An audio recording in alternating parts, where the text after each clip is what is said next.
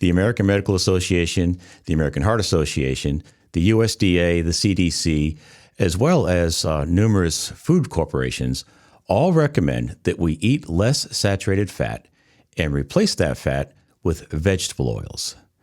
Now, in this episode, I'm going to be challenging those recommendations, and I want to explain why I believe that could be the worst advice that we've ever gotten in the history of nutritional science. I believe that those recommendations have caused a great deal of suffering, and I want to let you know why I believe that. Let's talk about it.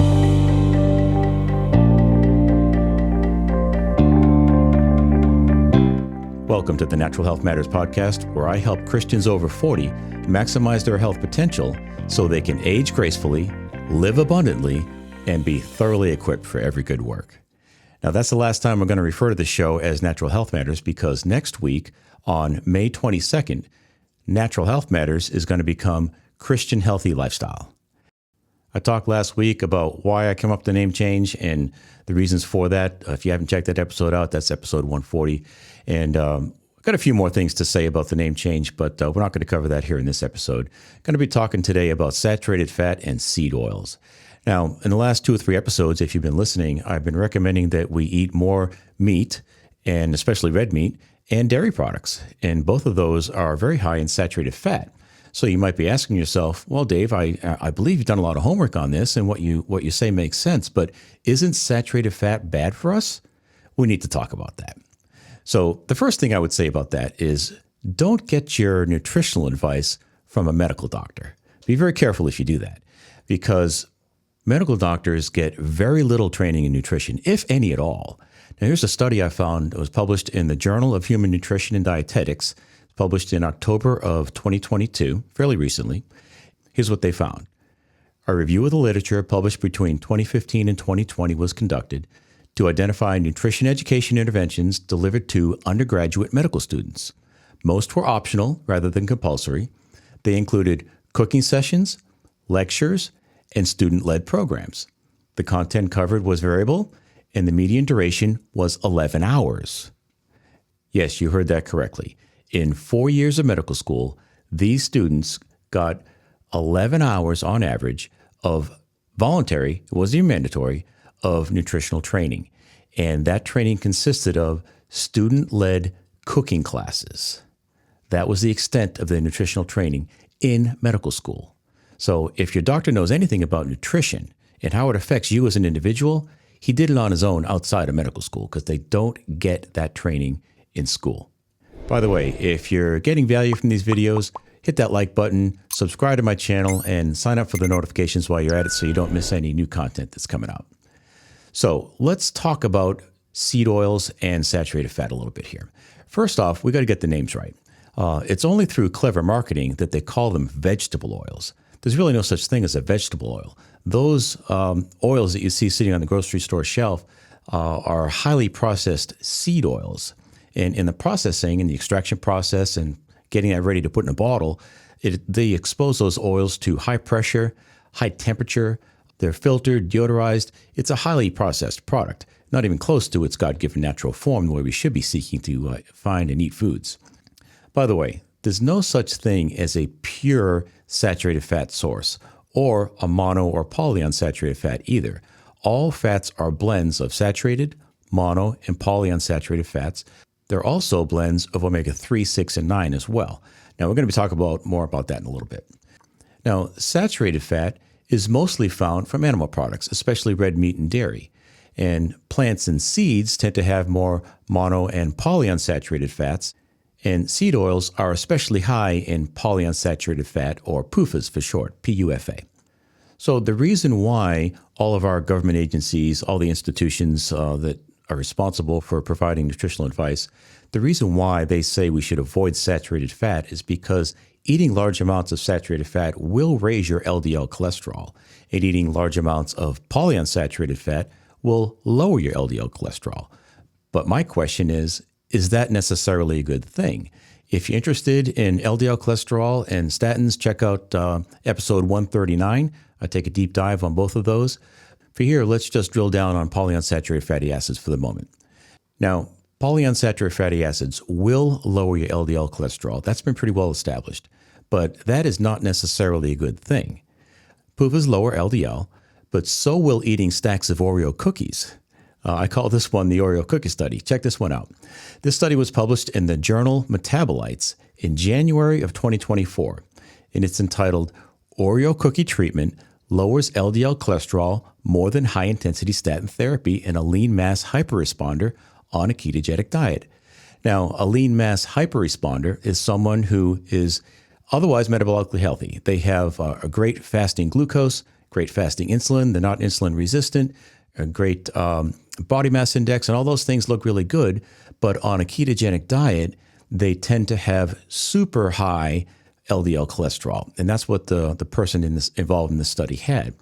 So this guy ate 12 regular Oreo cookies for 16 days, and his LDL cholesterol went from 384 to 111.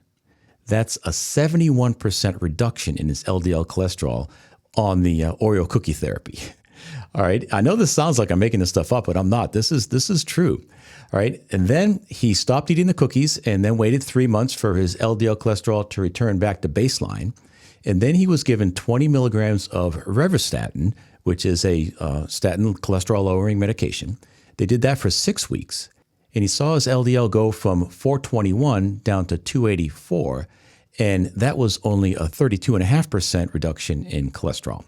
So he only got about half the benefit from taking the statin that he got from eating Oreo cookies. Now, I think that most people would agree that eating stacks of Oreo cookies every day is not a way to pursue health. All right. So is lowering cholesterol a good thing, no matter how we do it? I think that's subject to debate. So if high LDL cholesterol were the only reason when people develop atherosclerotic plaque in their arteries, it would be a pretty easy case to make that the people with the lowest cholesterol would have the lowest heart disease rates, right? Well, that's just not true. The majority of the people having heart attacks have low LDL cholesterol. Look at this study here. This study was published in the American Heart Journal, and they looked at over 135,000 people over a 6-year period. These researchers found that, quote, 75% of patients hospitalized for a heart attack had cholesterol levels that would indicate they were not at high risk for a cardiovascular event based on current national guidelines. And those guidelines call for an LDL cholesterol of less than 100 milligrams per deciliter.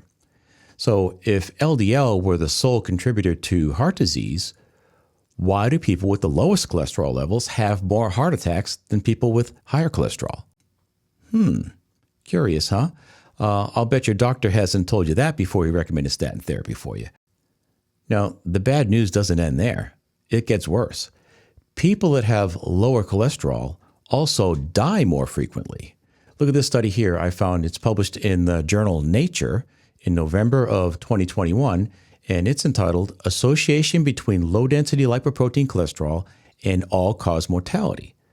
This study took 6 years, and over 19,000 people were involved. And here's what those researchers found. In a nationally representative sample of the United States, low LDL cholesterol level was found to be associated with higher risk of all-cause mortality. Did you hear that? Low cholesterol increases your risk of dying from any condition.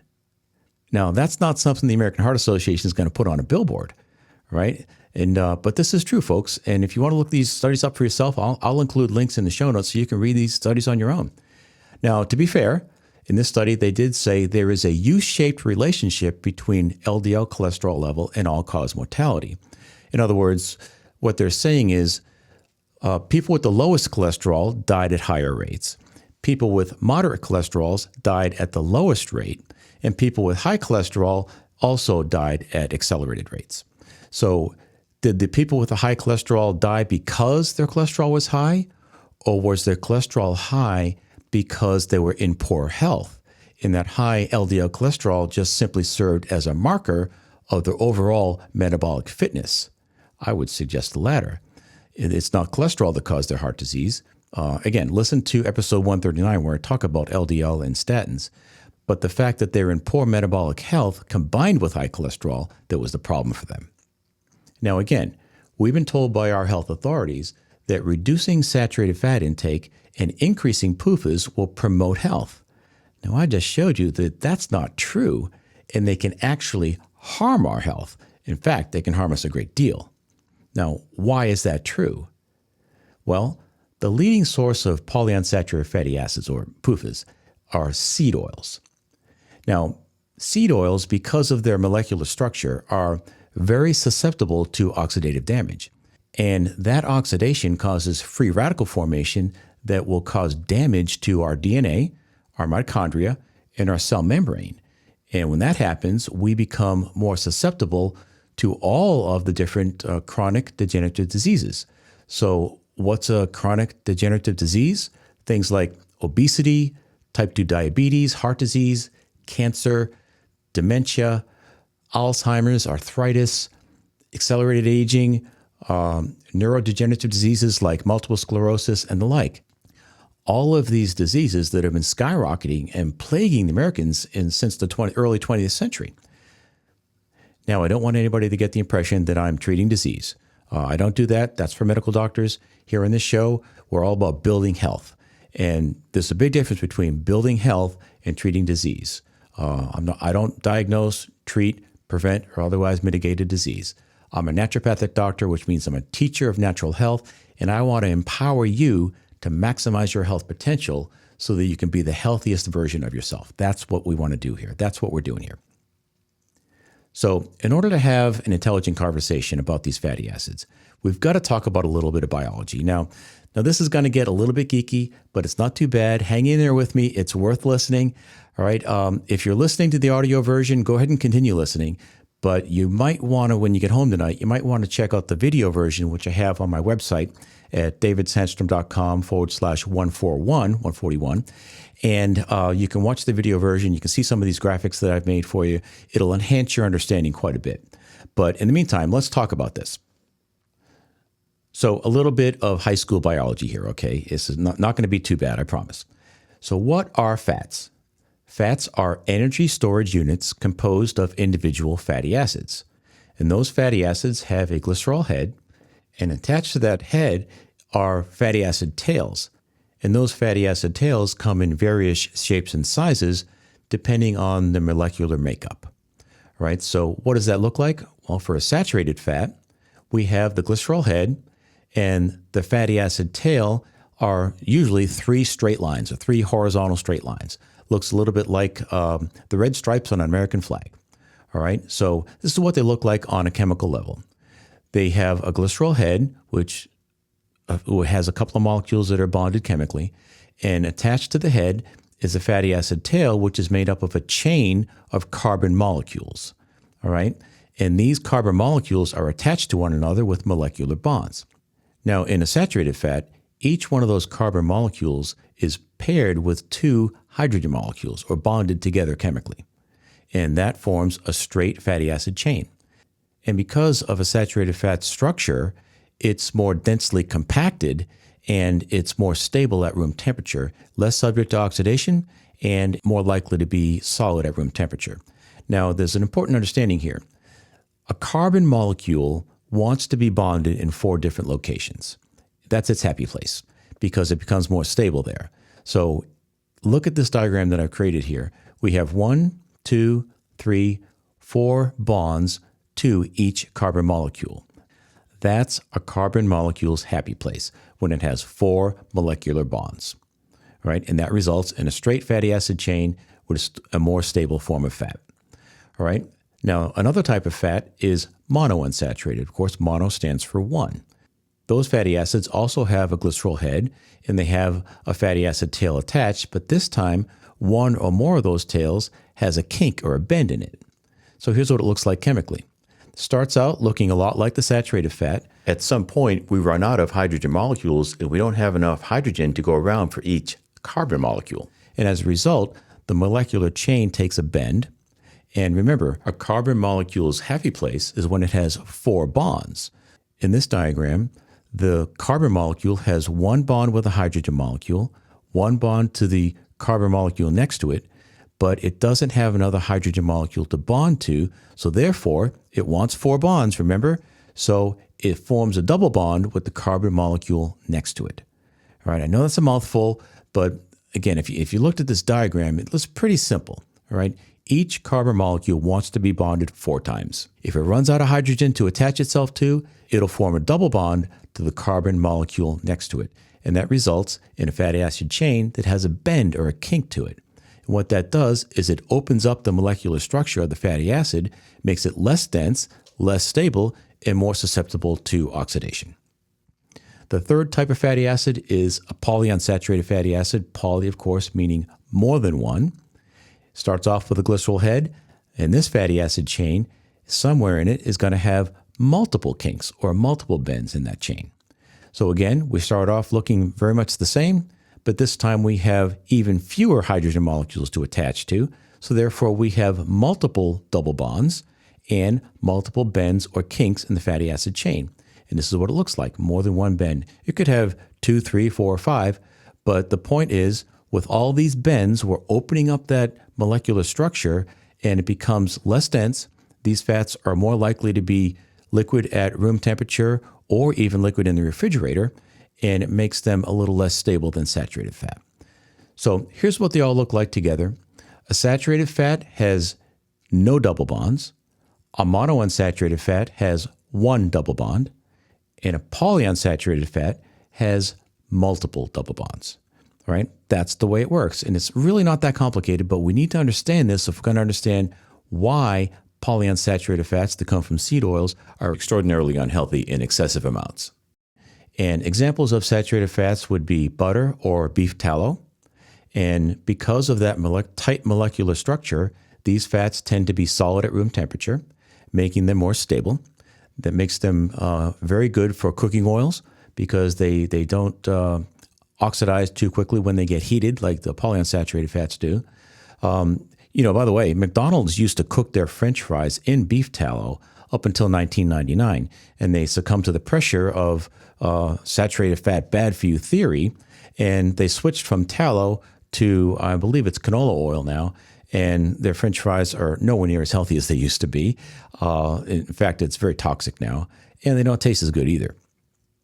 Now, another type of fat is the monounsaturated fat with one double bond. And examples of that would be olive oil and avocado oil. And these oils will be liquid at room temperature, may start to get a little harder in the refrigerator though. And then the polyunsaturated fat with multiple double bonds, examples of that are the seed oils. Now, seed oils come in many different forms. Now, the crop that's produced most in the U.S. is soybean oil. That's the most common form of seed oil. The next one behind that is canola oil, but more appropriately named rapeseed oil.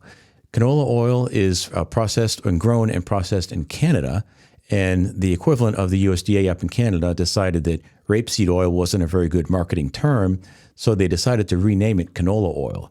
CAN stands for Canada, and OLA, OLA, stands for oil, so they called it canola oil. A little bit more marketable name than rapeseed oil.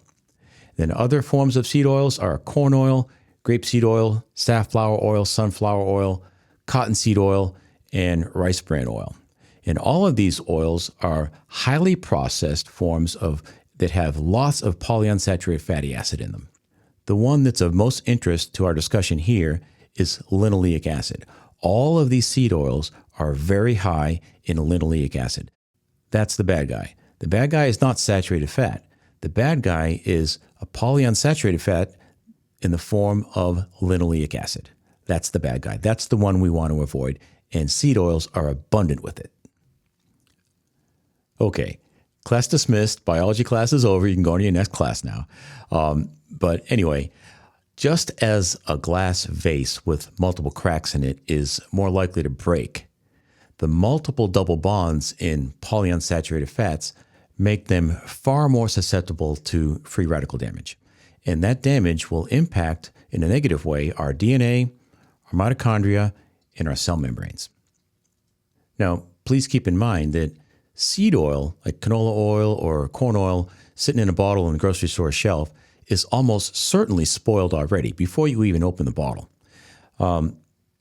During the processing, those oils are subject to high pressure, high temperature, So the processing in and of itself will spoil the oils. And if it wasn't spoiled when it got into the bottle, it would spoil when it's sitting on the shelf of the grocery store because light will spoil that oil as well. Remember, and that's why we talked about this molecular construction. If you have multiple double bonds that are all open and making that oil less compact and less dense, it becomes vulnerable to oxidation from light. Well, when they pack these things in clear bottles and they sit on a grocery store shelf for weeks or months, it's going to spoil sitting right there in the bottle. That's even if it didn't get spoiled in the processing, which it does.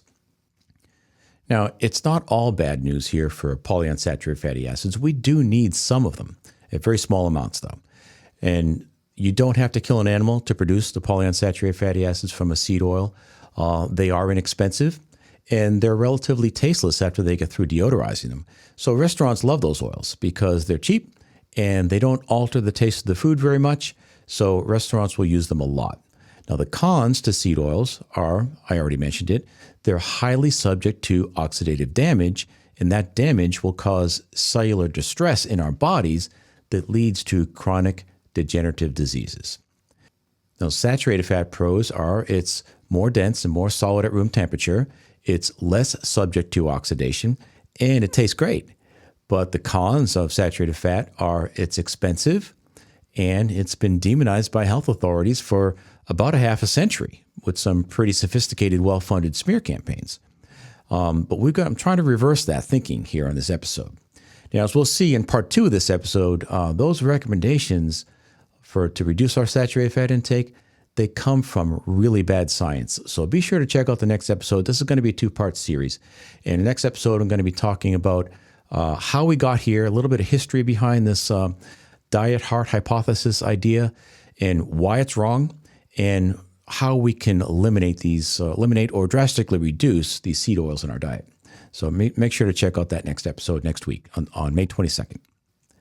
Now, fats are the primary building blocks for our cell membrane, and they play a crucial role in our cellular function. So the saying, you are what you eat, is true, and our bodies have to take what we eat and make us.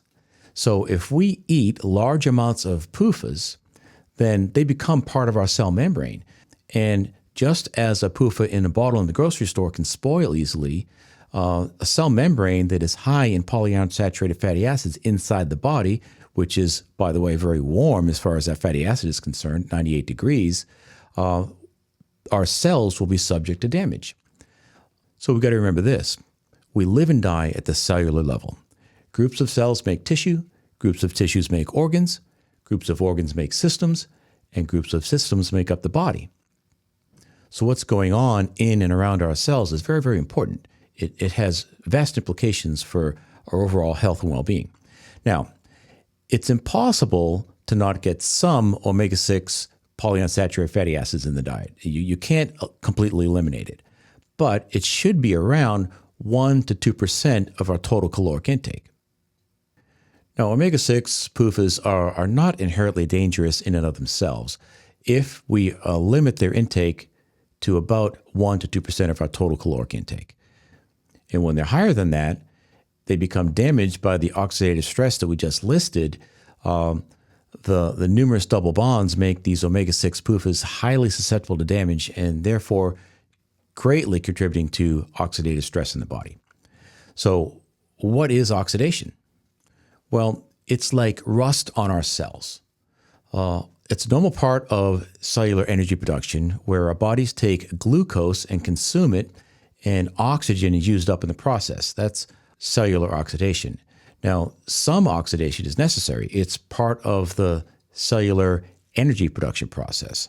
But too much oxidation causes oxidative stress. And oxidative stress is when there are too many free radicals. What's a free radical? Well, free radicals are unstable molecules with unpaired electrons, primarily oxygen. God created nature with a propensity for symmetry or balance. And each one of those electrons wants to be paired with one on the other side. When a molecule is missing an electron, it's out of balance. So what it'll do is it'll steal an electron from a nearby molecule, and this creates a domino effect of self-perpetuating free radical damage. and that will cause damage everywhere in the body. And every one of our 75 trillion cells is subject to damage. Now, when seed oils are at room temperature, around 75 degrees or so, or worse yet, 98 degrees like they are inside of our body, they quickly start to harden due to the oxidative damage that they suffer. In other words, we are what we eat. That saying is true. And when our bodies have no choice but to make cells out of all those PUFAs that we're eating, our cells, the new cells that our body makes, will easily get damaged in a very similar fashion to an old rusty car sitting out in the rain. And in this kind of a weakened state, we become more susceptible to any kind of chronic degenerative diseases like we listed earlier. Now, I want to say this again. Not all free radicals are dangerous. Some are very helpful and necessary. But when we consume excess seed oils, we're subjecting our cells to excess free radical damage, and that's very harmful. Now, this is a startling statistic. In the mid-1800s, polyunsaturated fatty acids, or PUFAs, made up 2% of our daily calories, right where it should be. And back then, heart disease was almost non-existent. And today, PUFA in the form of linoleic acid is over 25% of the average American's total caloric consumption. That's just way out of balance. That's way beyond what we should be consuming, and it's very detrimental to our health. Now, this is important to understand. The half-life of linoleic acid is 680 days. That's approximately 2 years. So at that rate of elimination, it would take nearly 6 years to replace 95% of the linoleic acid in your body with healthy fats.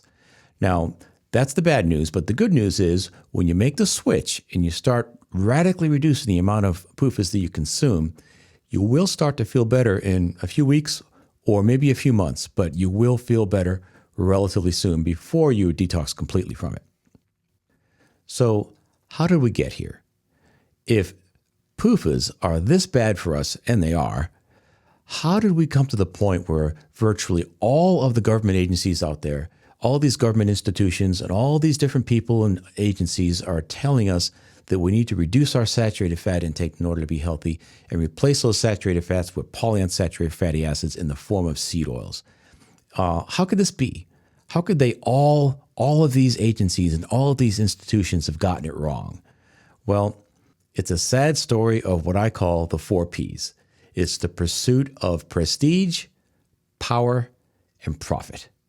And this story, folks, it reads like a Hollywood screenplay. You can't make this stuff up. Truth is stranger than fiction here, and it's a really incredible story on how we got here. I'm going to be explaining some of that in the next episode. I'm also going to give you some specific recommendations as to how you can reduce or virtually eliminate seed oils in your diet. Now, don't forget, next week, the name change is going into effect. We're no longer going to be Natural Health Matters. Next week, we're going to be Christian Healthy Lifestyle. That's on the episode that's going to drop on May 22nd, which is part 2 to the saturated fat seed oil discussion. That's it for now. Thank you for listening. I'll talk with you next week. Be blessed.